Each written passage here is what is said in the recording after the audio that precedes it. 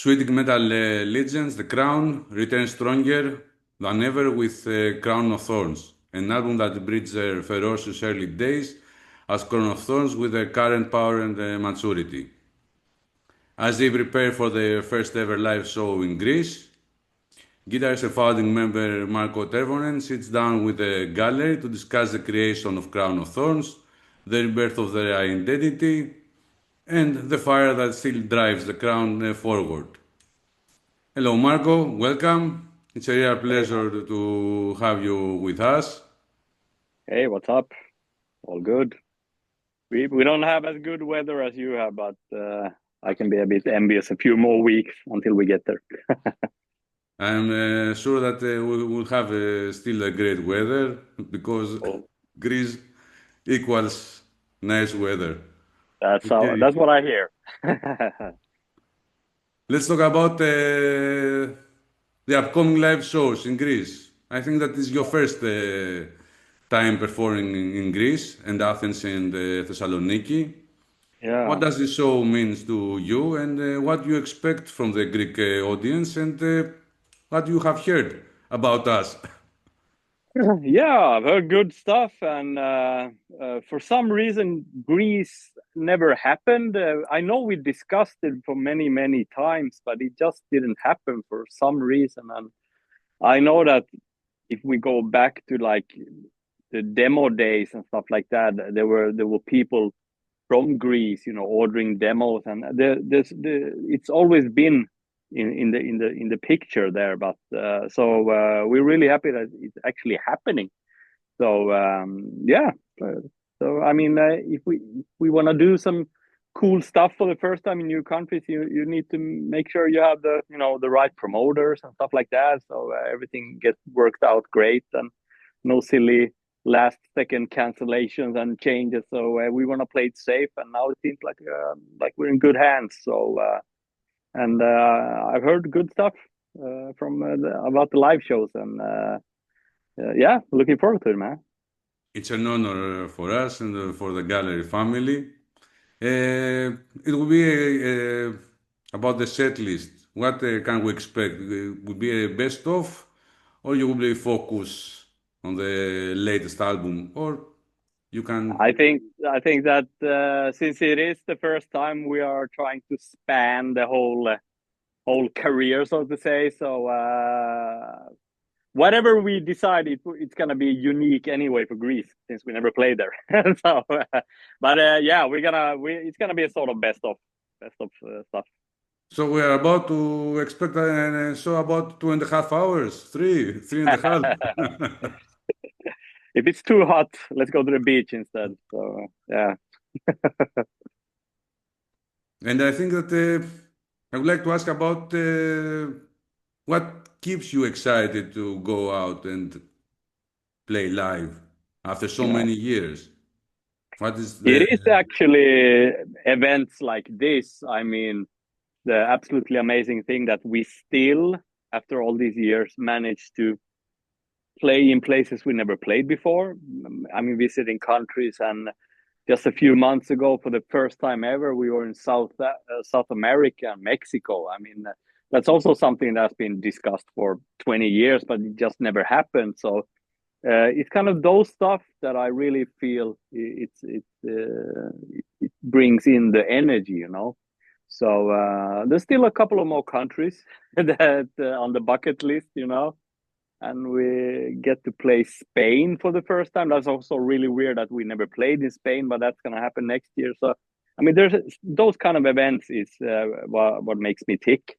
I mean, we played a lot in Europe and mainland Europe and stuff like that, and obviously there's nothing wrong with that. But it is the sort of unique, the new stuff that's always really interesting because I mean, same with South America and Mexico, and also with Greece. That there's been always people, asking for us, and fans from the very, very early days, and so it's really cool to meet them, and that stuff really inspires us. I remember the advertisers in here in the Greek metal fanzines and zines like for Crown of Thorns era. Yeah, back yeah, in yeah. the I mean, 90s. yeah. It's been. And I think it's about time to play live in Greece. Yeah, it is definitely. So let's fucking do it, man. Okay, we are waiting. So let's go to the latest album, Crown of Thorns. Okay, Yeah, uh, why did you decide to bring back the old name Crown of Thorns after 30 years? I think it was about time. I know that we discussed for maybe 15 years that why don't we even have a song that is called Crown of Thorns? I mean, something to sort of connect. It just never happened. And for this album, there's quite many reasons why it ended up like that. Also, is as you may know, Magnus left the band, so that sort of left me a bit alone in the songwriting thing. So for the first time, I had a chance to sort of try to figure out how I would like to have the album as a whole. I got help, of course, from the other members as well, and even Matthias wrote 2 songs. But it became. I felt that I needed to sort of take control of it. I was so used to always doing albums where me and Magnus sort of wrote 50-50 basically, and it became an album. So I started to really think that like what kind of album would we want to present nowadays, and I really wanted to cover some of the eras or some of the themes we've been before, and everything just led to this that it would be really cool to in a way have a self-titled album, that's I mean because that's what we were called back in the days, and that also led to the next step, with the artwork, because that is actually a death metalized version of it's a very known bridge from our hometown, so everything Mhm. sort of came back like in a full circle way, and it just made sense that let's finally do what every band should do, like a self-titled album, and we did it in our own way, so it was cool to yeah, I mean it's quite funny, the Europeans, they know that we were called Crown of Thorns in the past, but always when I talk to like American people, they think that Hell Is Here is our debut album, and they have no idea about the really really old past, so yeah, it was basically about time to sort of connect the dots, I would say. And to remind the Crown of Thorns era to Yeah, some yeah, people that are not aware of this. yeah. I know some people when we're starting to announce it, oh shit, they're gonna do like a retro album or something, but it's nothing to do with that. It's just a bit of a mindset, and just willing to, yeah, connect the dots in a way, I would say. And as you mentioned the artwork, I Yeah, have read that you have mentioned that you have worked backwards, that starting yeah, from the artwork and after it was the music, or yeah. am I wrong? That's correct, and that's also the things that when I was sort of left alone to write the music, I really had a chance to sort of think that how would I like to sort of create the songs, and what should I sort of think about, because uh, I mean stuff happens after 30 years, and I mean over 100 songs you've done, you don't want to repeat yourself, you want to try to do something that feels fresh, and I just got this idea. I checked with the band, like, can't we just have this really simple, artwork of this bridge from Trollhättan, and let's get it done first. So I got in touch with our good friend, your country fellow guy, Giannis Narcos, and we had a good dialogue there, and we ended up in the artwork, and it was really cool to sort of look at the artwork and set your mind to what does this artwork need type of music. That was the sort of mindset. So that was the, instead of just writing music and then trying to sort of connect the dots later on, I wanted to try out how would it feel to stare at the cover. Oh, this needs a brutal one, a slow one. I mean, they sort of tried to build it up backwards a bit, and that was quite interesting, very inspiring to do it like that. So in the end, I think at least when I look at the cover, the songs make sense in a way, So that was the mindset. And it has, of course, all the elements of the Crown. Okay, it's fast, Yeah, melodic, heavy, epic, yeah. punky, Eh, Motorhead, all this yeah, stuff. yeah.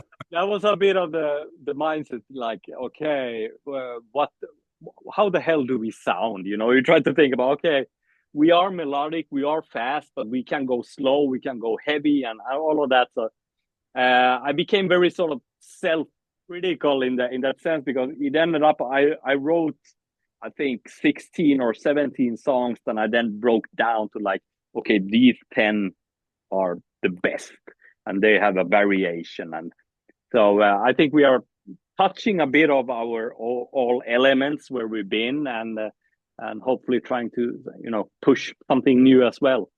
That's always an inspiration. Try to bring something that we haven't done before. It can be very simple things when I write. It's like it can be like a certain drum beat or a tempo or something that we haven't done before, so that it sort of feels fresh. So but obviously after doing this for a very long time, I have a sound when I write. There's no escaping that. But I really don't want to write like a Death Explosion 2 or something like that. I really want to. Death Explosion was special for the rhythmic thing. I don't want to do another rhythmic guitar thing again. I want to do something else. So it becomes more and more challenging to find a way. And you can find, I think it's very hard to balance all these elements. Okay. Yeah. And Yeah, it is. I mean, especially when I like had these 16 songs in front of me, it was like, okay, these two, they are a bit the same, so one need to go. So that was like my mind. I wanted every song to have this own identity, and there is like a super melodic song, and then there is like very simple songs like Agitators, like so simple, but it's yeah. So they all sort of suit a purpose, I think, on the album. And the contribution from Matthias, he wrote the opening track, and one that ended up as a bonus song as well. So yeah, it became a very solid album, and I was so pleased with the album. So I contacted Giannis again, that can't you make a tattoo for me? So I did the tattoo from the perfect. album. So that's the It's first time ever. an idea of Yannis Nakos. That's true. Yeah. I told him that focus on the crown thing, and they have the skull and then lead it up here. And yeah, he's a great guy. He always delivers. I mean, we have asked him to do a lot of t-shirts and motifs and stuff like that. He works super fast. That's really great. And of course, you will meet at the shows here in Athens, for sure. Yeah, absolutely. Let's go back to the history. Yeah. Okay. After so many years and after so many full-length albums, I would like to ask, first of all, how was the scene back then, the metal scene back then? What do you remember? Which bands you are still contact? And what is your favorite album after so many albums of the Crown? Personally, it's Death Race King.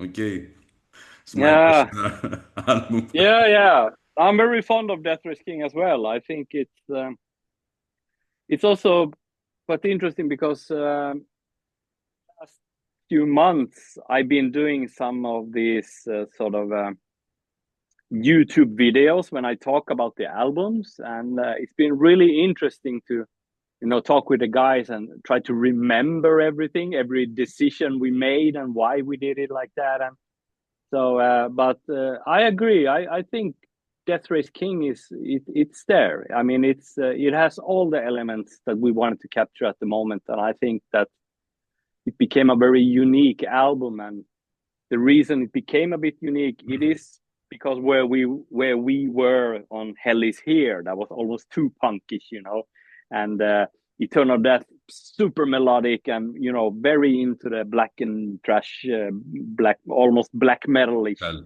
feel Yes. to it, So Death Race King became the sort of end result of all that, and I'm really proud of that album. I think it turned out really, really cool. But the scene back then, it's that's also interesting because I did one of those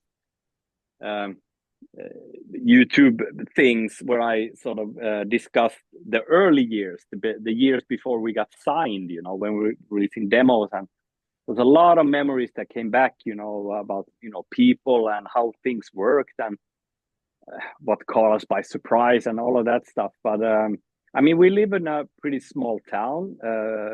We are a bit of the outsiders. We are not in Gothenburg or we're not in Stockholm. Those are the main, So you metal have capitals. influence from the both scenes. Yeah, absolutely. And we always looked a lot to the Americans, especially the Florida death metal stuff. Basically everything that came out of Morrison Studios. I mean, everything was like awesome. Everything from Morbid Angel, Napalm Death. I mean, all those bands. So that's I believe how our sound was sort of created, was because I remember Magnus was heavily into the Florida scene. I was looking a lot on the Swedish melodic stuff like Edge of Sanity and the sort of what was happening in Sweden. So, and I'm also always been a bit of a sucker for melodies. I mean, probably the first band I enjoyed was like Scorpions. I have a soft spot for melodies, and later on, I mean, I got super hooked on Paradise Lost and stuff like that. So that element is always in me. So it's quite typical. If you hear a melodic song from the Crown, I'm probably the one to blame for it. It's my fault. So but yeah, the scene was cool. We were a small town, but we were a gang of 20 people or something like that. And, everybody played somewhat in some bands, and always the stupid stuff. Get together every weekend, drink too many beers, and Of start course. again next week. The same routine. So, Of course. but it was cool. But later on after the album 1 or 2, something like that, then we got to play a lot with the Swedish bands and got to know them really well. So I think the scene in Sweden has always been pretty cool. It's not so competitive in that way. Everybody's been cool friends, and it's been really obvious, that Entombed were the kings, and I mean, there's no, I mean, it's so obvious the sort of hierarchy it becomes, and so it's never been a backstabbing, competitive scene in that sense. I mean, everybody has played live with everybody at some point. That's quite nice, of course. Yeah, it is cool, and for us, our debut album, The Burning, was released as late as '95. I mean, if you remember the As Crown of Thorns. yeah, exactly. And the death metal explosion in Sweden started in like 1990. So we were a bit late, with the album. Our first demo was released, was in 92 or 93, something like that. But yeah, so our album came a couple of years too late. The scene was almost becoming a bit saturated, a lot of bands. So, but yeah, cool scene. Yeah, about the second wave of Swedish death metal. Okay. The first era was about Entombed, Dismember, Carnage, and all the stuff like that. I Yeah, think that you are the second wave of. yeah. That's how history writes it. We became the second wave, and but to be honest, it is as it was supposed to be, because I mean we were no way near competent to do an album in 91 or anything like that. We were formed in 1990 and we could barely play, So I think that if we would have been signed already on our first demo and released an album, it would have been pretty bad, I think. I still think The Burning is a pretty solid debut album, and so I guess you comfort yourself with that. Everything happens for a reason. Many people here waits for tracks from the first two albums as Crown of Thorns. I hope Okay, their okay. wishes will be. Yeah, let's see what we can do. I'll form, okay. And about the feedback that you have received for the new album from the critics or from metal fans around the world? It's been really good. I think that the small changes we did musically, I mean, many said that because I really think that Cobra Speed, Venom, and Royal Destroyer, very good albums, but those were very similar albums. So that's why we also changed the artwork and change of who's gonna mix the album and all of that. So we wanted it to really separate from those two albums in that sense, and we did some minor decisions. We tuned up the guitars. Back to D. We were already low in C on those. So a lot of those small changes we did sound very energetic. I think the album. And that was a lot of the feedback. Like, oh shit, that's good songs. They have the energy, and where does it come from, and a lot of that stuff. So that was really cool to It's read. great to And hear. It's very, yeah, very and cool. yeah, feedback great, and it's always nice to be on official charts and stuff like that. I mean that, yeah. As I said, I'm very proud of the album. I will check it when we're meeting Kitaro. Yeah, I would like to ask about some lineup changes that have yeah, taken place recently, and that seems to have brought new life to the band, if you agree, and yeah, how this lineup change affect your chemistry as a band and your energy. yeah. It always affects. I don't believe bands when they say that, you know, it doesn't change them. Of course, it changes them. It's like adding a new friend into your inner circle or something like that. Everything, of course, the dynamics change. And you need to be open that there is a change, and you need to understand where we can go with the change. I mean, having Marcus back in the band again Mm-hmm.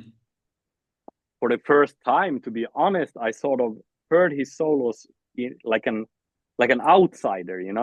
That was really amazing to hear it, because I took it for granted, way back, that of course we have a super talented lead guitarist, and of course he does but I sort of took it for granted in a way, and hearing him again, I mean, he came to my place and nailed the solo. I was like, fuck, I recognize how you in the notes, and that. So it sort of came back everything.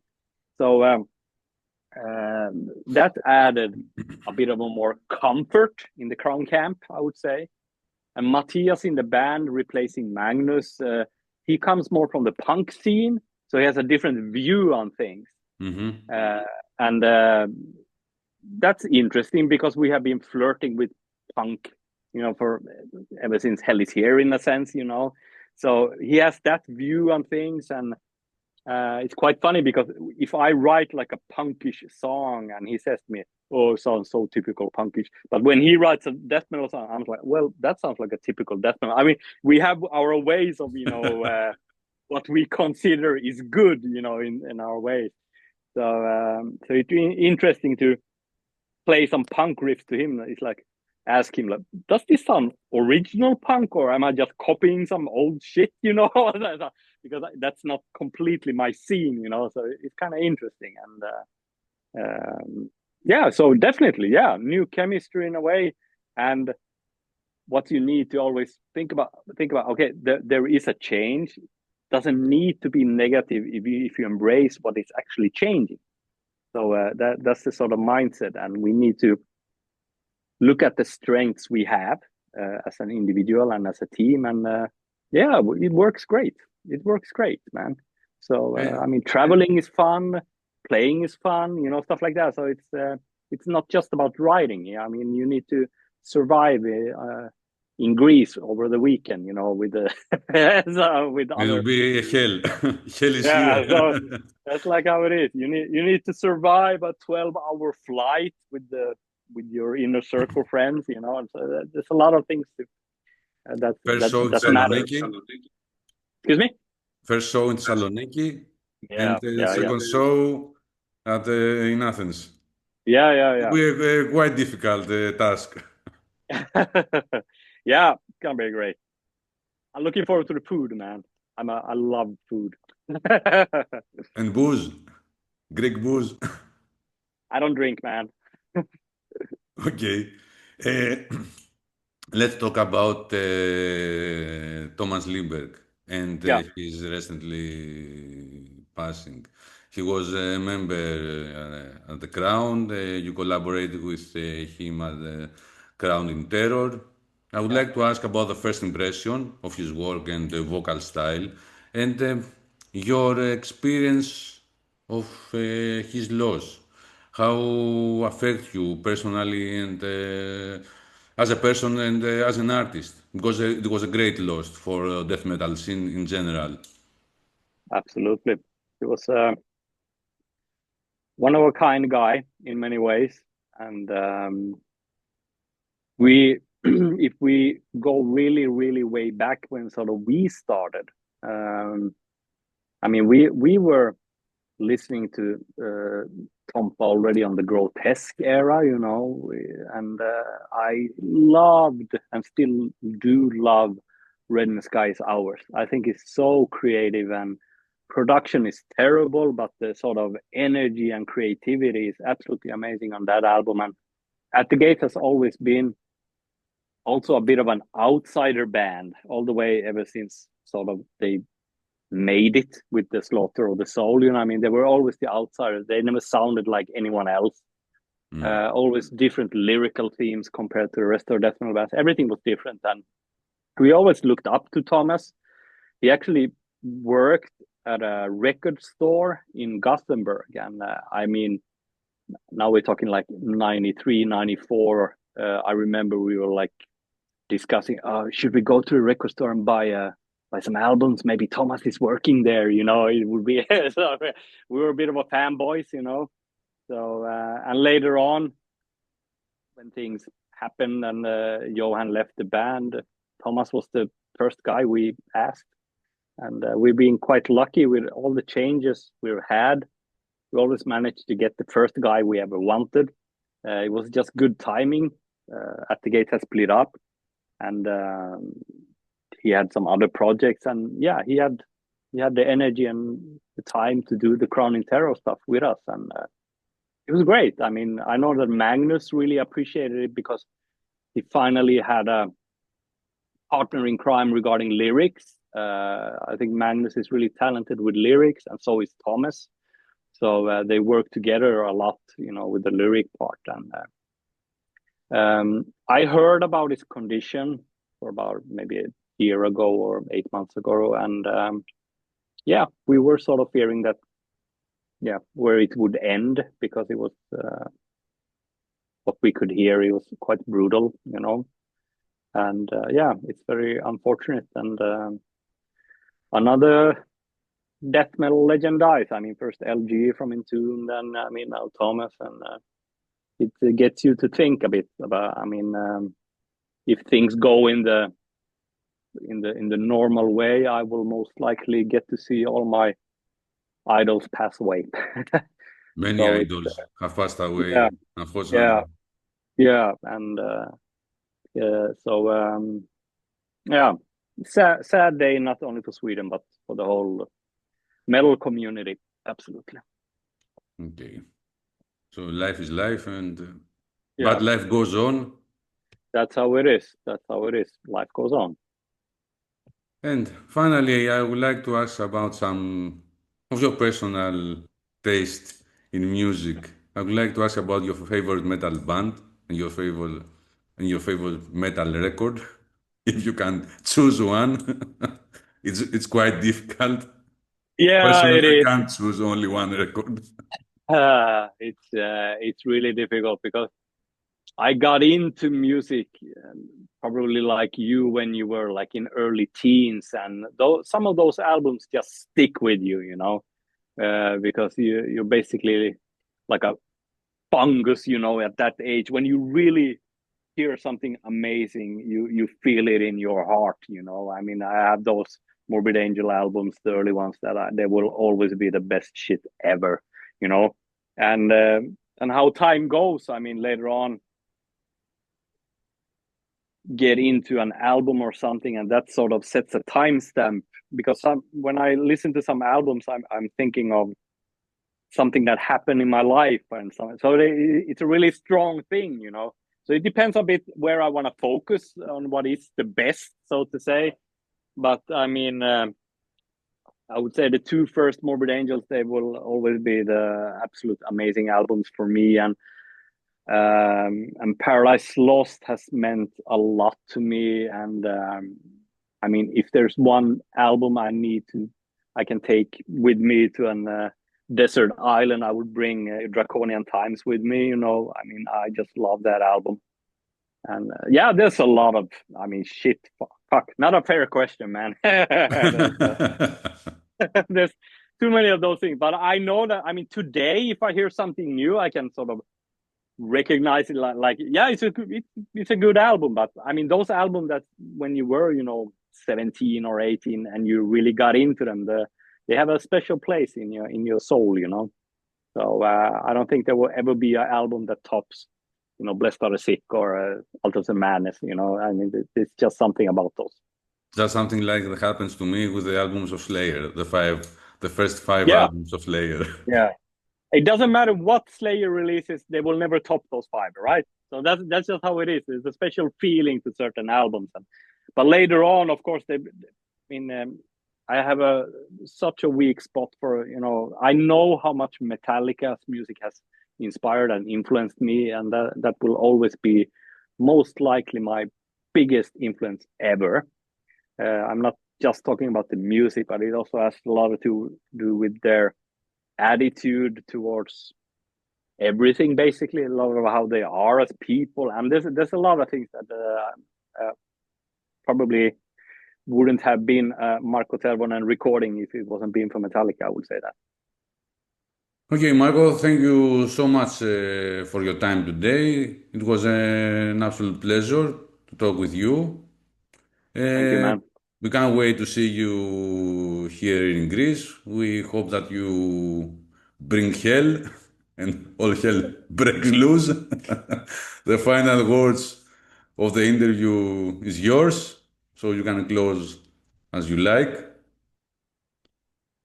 Yeah, it's as we said, it's the first time in Greece, and heard some naughty stories. So let's fucking have a nice two cool shows, and let's bring havoc. Thank you very much. See you in Athens.